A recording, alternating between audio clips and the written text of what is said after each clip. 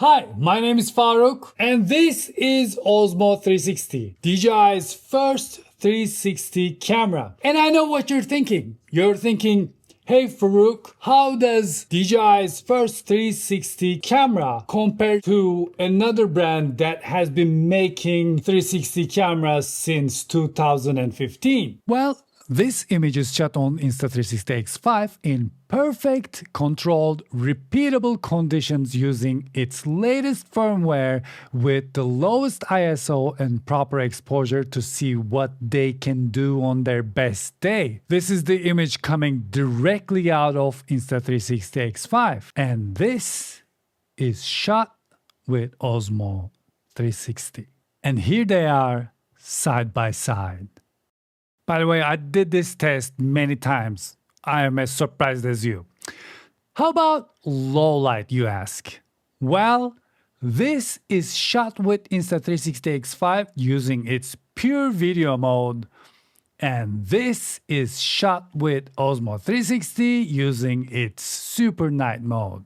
By the way, this is shot with sharpness and noise reduction set to -2 on Osmo 360. If you like more noise reduction, this is what happens when you set it to +1. And this is what happens when you add a little bit of sharpening in post. Here is a real-life example on super low light situation. This is Osmo 360 in super night mode. This is Insta360 X5 in pure video mode. Osmo X5. Osmo X5, and now side by side. Thank you for watching and have a great day. I'm just kidding. We're just getting started. This thing is shorter but wider, and even though in volume it is bigger than X5, it is lighter than X5. What makes this camera so special is its sensor. Normally 360 cameras have a rectangular sensor, which is weird because these lenses capture a circular image. So when you have a rectangular sensor, the sides of that sensor is just wasted. I have a full video about this where we talk about this in depth. If you haven't seen it, you can go and watch it. But this one has a square sensor. What that means is the wasted pixels are a lot less compared to this one. This has 4000 to 4001 inch sensor. And also in highest resolution, the pixel size is twice what X5 has. What that means is this one captures more detail, more light, and more dynamic range. DJI says this one has 13.5 stop dynamic range, which is very impressive. In highest resolution, which is marked as 8K, this thing can record up to 50 frames per second, where X5 can only record up to 30 frames per second. So with 50 frames per second, you get that really nice slow motion video. When it comes to low light mode, Insta360 doesn't give you any adjustments when it comes to shutter speed or ISO. It just does what it does. But in Osmo, not only you can change the shutter speed, if you go here, you can change the sharpness and noise reduction to whatever you like. Internal storage. Now, if you don't know what internal storage is, this thing, if I take the memory card out, and as you can see, it says no memory card, but what I can do is I can go here, tap on that, and just switch to internal storage. 105 gigabytes of internal storage. So what does that mean? We can shoot 1 hour and 24 minutes in 8K 50 settings. And not only that, this thing shoots in 10-bit. Not just 10-bit, you can shoot in normal 10-bit, or you can shoot in D-Log 10-bit. If you don't know what these mean, in 10-bit you capture 1 billion colors. And the D-Log gives you a flat profile that you can go and edit the colors and the feeling you want to add to the footage yourself afterwards. It gives you a flat footage. This thing shoots in 8-bit and there is no log mode in highest resolution. So considering all the advancements this thing has, what is the situation when it comes to overheating, you may be asking? Let's take a look at that. I think someone tried to leave the scene before the overheat test. 1, 2, 3.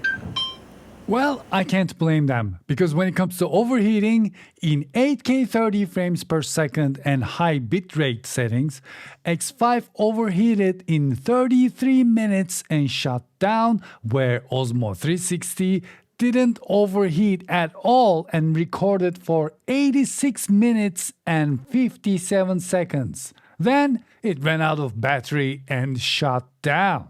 Okay, how about charging? Because this one had a claim about charging, which I wasn't able to replicate. And no matter what I did when I tested X5 back in the day, it charged up to 54% in 20 minutes. So let's see how long it will take Osmo 360 to charge up to 80%. Oh, interesting, only 23 minutes. How about 100%? Oh, I see. Only 43 minutes. How about fully charge? Okay, an hour and a minute. Also, the design of Osmo 360 is pretty clever. You can place it on its feet, you can place it on its top. On the sides, I don't know, you can place it. It's a little wobbly, but you can do it. However, this one on its sides, it's rolling, and you cannot put it on the top.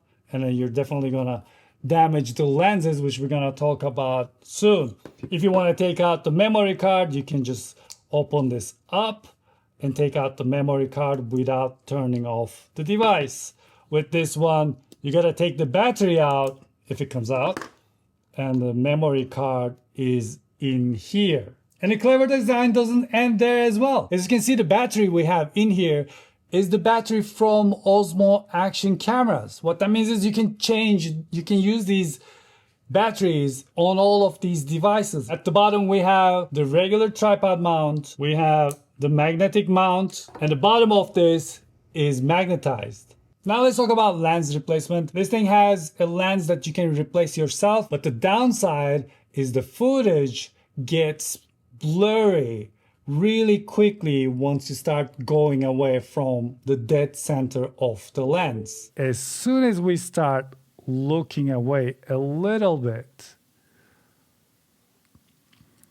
as you can see, we're losing sharpness. Look at this. Look at this. The sharpness goes away immediately. So if you scratch this lens without destroying the internals, DJI will replace your lens and they will offer you a deal that you cannot refuse. You should go and check it out on their website. I think you're gonna like it. One of the things that is really weird about Insta360 is when you connect the app to the device, the screen of the device shuts down. As you can see, it says it's turning off to save power, but even if you plug it to power, it doesn't matter. It is just turned off. This screen turns off on this one when you're in playback mode, but when you go to the record mode, the screen comes back, which is fantastic because sometimes there are settings that you can only go and change on the camera, like sharpness when it comes to Insta360, bitrate, on Osmo 360. So what you have to do is you have to get out of the app and then you tap on this and restore preview and then slide down, go here and then find image settings and then change the sharpness to whatever you want. And then when you go back, it just goes away. If I go to manual settings, I can see all of the settings here very nicely. Here I can see the exposure value, which is actually very important, and the white balance, but also on the app, I see every information I need while I'm seeing stuff here. And even if I start recording, I still see these values. So if I start recording and after a while I was like, wait, did I change it to 8K or something like that? I can see it. If I hit record here, everything goes away. And if I hit record on the app, there's nothing on the screen. Plus, on the app, I can go here and I can see overexposure alert and histogram, and I can actually move the histogram wherever I want.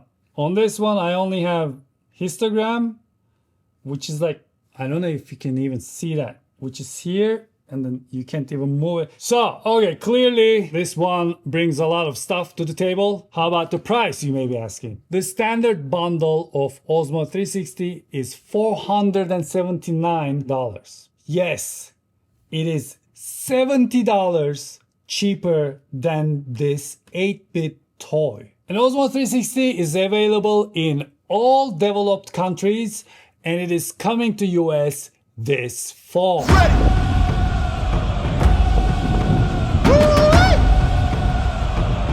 ready.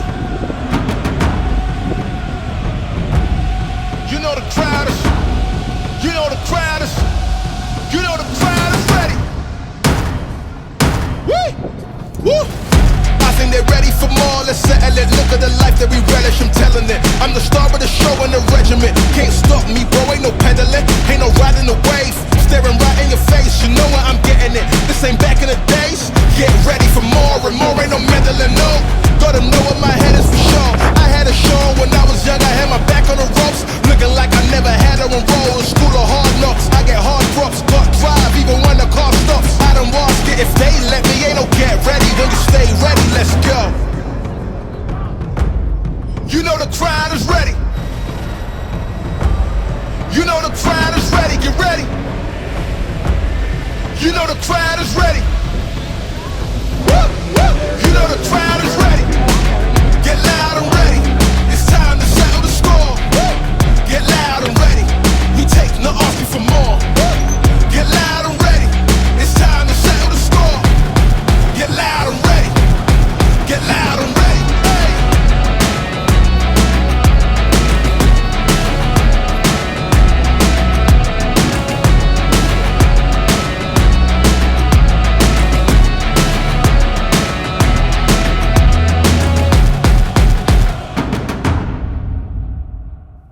And here it is. DJI Osmo 360 Adventure Combo comes in this nicely designed box. Inside the box we're greeted with 1.2 meter invisible selfie stick, rubber lens protector, protective pouch, USB-C to USB-C cable, adapter mount, cleaning cloth, stickers, battery case 2, 3 batteries, and Osmo 360 itself. And just like any other DJI product, the build quality looks fantastic and the design looks great. By the way, when it comes to 360 cameras, 8K is not the same thing as 8K, for example, you get from Sony A1. Due to how the lens and the sensor in this camera works, that 8K is actually 6.5K on this situation and 6.6K when it comes to Osmo 360. So when I say 8K, talking about a 360 camera, keep that in mind. By the way, it works on DJI Mimo on your phone, and there's a desktop app as well. And it is very familiar when you go to a 360 footage. You can add key points if you want to track something. You can track it. You can look around. You can change the field of view. You can use gyro frame. You can tap on this. And then you look around and you're the camera person. It has an always on screen. Even though the screen turns off to save power, this stays on to show you what's going on. And when you switch to a high bit rate, it is 170 megabits per second, and the standard bit rate is 140 megabits per second in 8K 30. Minimum focus distance is 30 centimeters, and the minimum stitching distance is 75 centimeters. Now let's talk about a couple of things I didn't like. First of all, this thing definitely needs an ND filter, and as far as I can tell, there's the little thing here and then this thing here. I feel like there's gonna be clip-on ND filters or lens protectors for this device.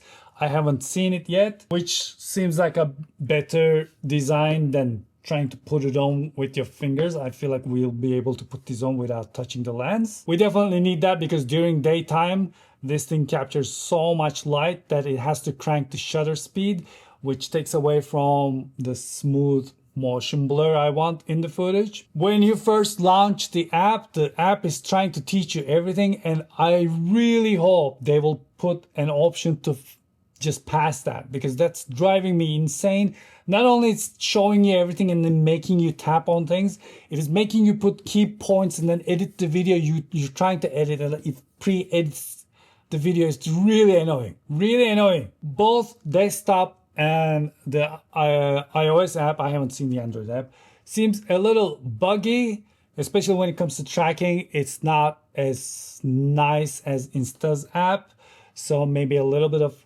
update is going to be fixed in the future. But as of right now, before this product came out, the version I'm using is it works, but not 100%. When it comes to taking photos in 360 mode, it can only take photos in JPEG.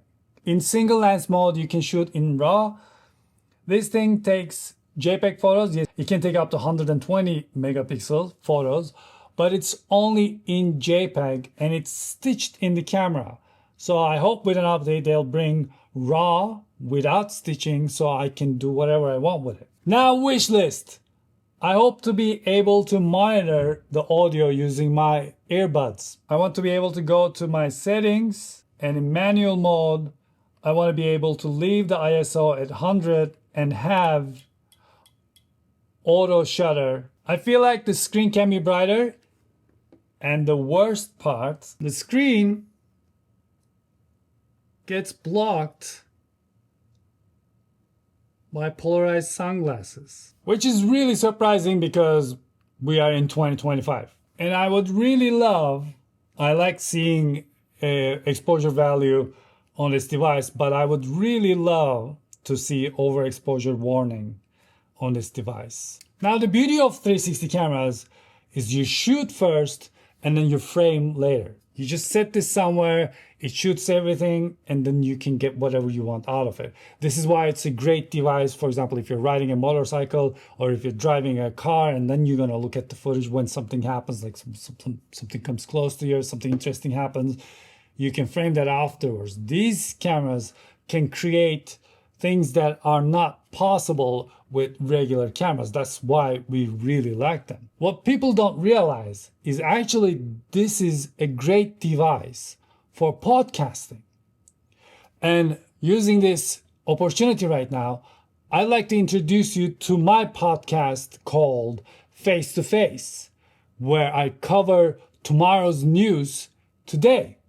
Here, let's watch it together. Face to Face podcast. Tomorrow's news today. Welcome to Face podcast, where we discuss tomorrow's topics today. As usual, my co-host Joe Nagel is here. Hello, Joe Nagel. Hey, it's good to see you again. How are you doing? I'm doing great. It's always good to be here. This is my favorite place to be. Like you came from all the way from over there. From over there. Yeah. Very nice. What are we going to talk about today? Today we're going to talk about onion rings. I love that. I thought we were going to talk about The Last of Us. That's a surprise for me.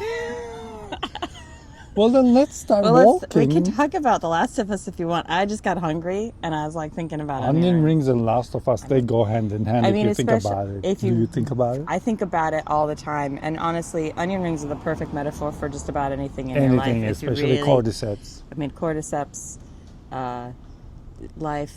Craig Mazin. Yeah. Neil Druckmann. Onion rings. Well, thank you so much for joining us for the podcast today. Yeah. We had a great time. We had a really good time. Maybe we'll have another good time. Another time we'll have another podcast episode.